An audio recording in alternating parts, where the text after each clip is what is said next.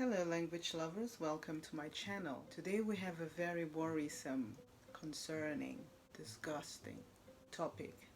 According to Isabel dos Santos and her lawyers, Angolan prosecutors have used a false passport as evidence in the case of asset seizure, whereby assets in Portugal and Angola were frozen because there was a fear of her selling all her assets in Japan and Middle East. This is why the court has decided to freeze her assets, okay?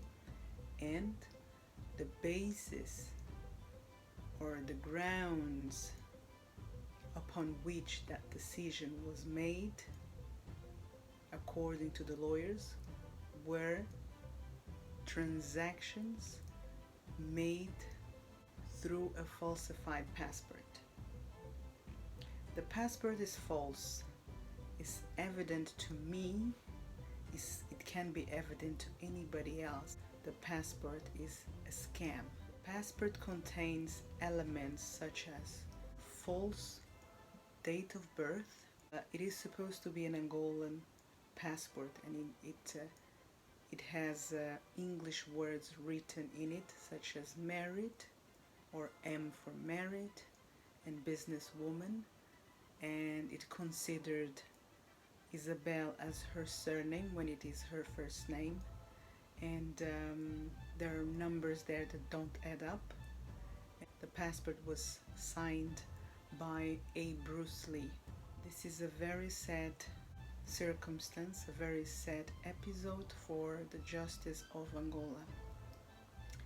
I don't know, because people usually say that the president of a country is like the father to the citizens of that country, but that's not true. The father or the parents of the citizens of a country are actually the prosecutors, because they are the ones who are supposed to fight for you. Obviously, the prosecutors are claimants in this case, but they are supposed to bring about the truth. And I don't know if they've ordered the falsification of the passport, but indeed, according to Isabel dos Santos' lawyers and herself, it is very unlikely that the prosecutors would have missed.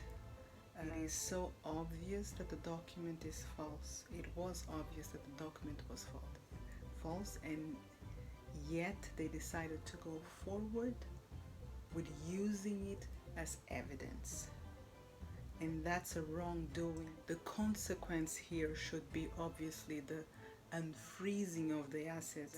In the scam transactions, there was a Middle Eastern entrepreneur who was supposed to represent her in a business with a Japanese company, and in those transactions he, in a scam way, pretended or simulated a scam representing her in all these dirty scammed businesses and transactions.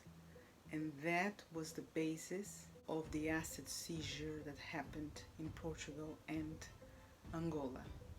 So in that case, given that everything is false, including the email exchanges between all these parties, Middle Eastern and Japan, her assets should be unfrozen. But for those who are rooting for justice, or rooting for her to return assets, or I don't know what you're rooting for in this case, the truth is that all of this falsification does not invalidate the rest of the accusations that are running against her. Remember that she's being accused of tax evasion, of fraud, of embezzlement. Remember that she is accused of having stolen money from Sonangol a day after she has been sacked. She transferred money to Dubai. She has established more than 200 offshore companies, fake companies, Many of them served as consultants to Sonangol and other public companies that she was managing. So she would use her own companies among those 200 companies as consultants to the state's companies. So she would earn money with that consultancy. Okay, and she also invested public funds in private business. For example, remember that she bought the Grigonzono, I think it's Grigonzono, the Swiss diamond company that was almost running bankrupt, and she acquired the Swiss company, but unfortunately the company did not do well anyway, even through her acquisition. That private investment was possible through the money from Sodium, which is an Angolan diamond company, okay, that lent money to Isabel dos Santos and her husband so that they could buy the diamond company in Switzerland.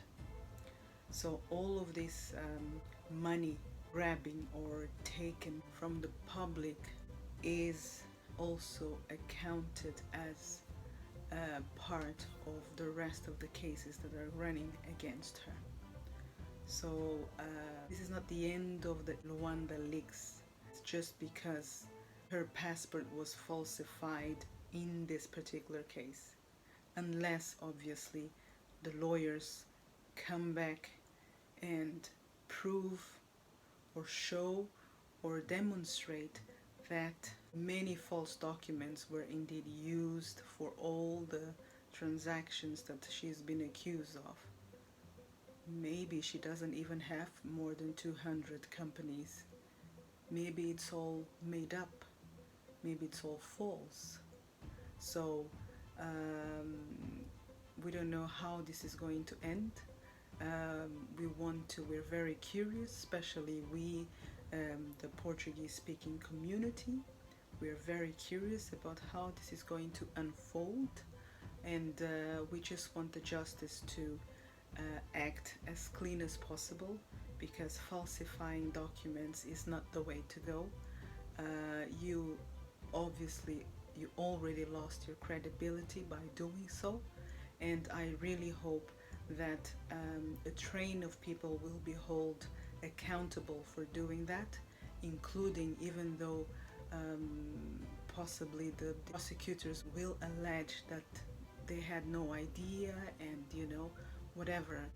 And may justice prevail in this situation and in the rest of the cases that are running against her. May the Angolan people in the end be the beneficiaries. If she indeed stole money from the country, it is possible to estimate a decent amount to give back to the Angolan people. Thank you very much for sticking by. I hope you have a wonderful week, and I'm sorry if I have not stopped and explained all terms the way I should, because this is supposed to be English lesson. This is why I'm speaking slower than any other video probably.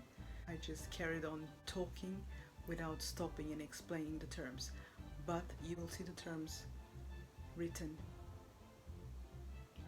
Thank you very much and have a lovely week.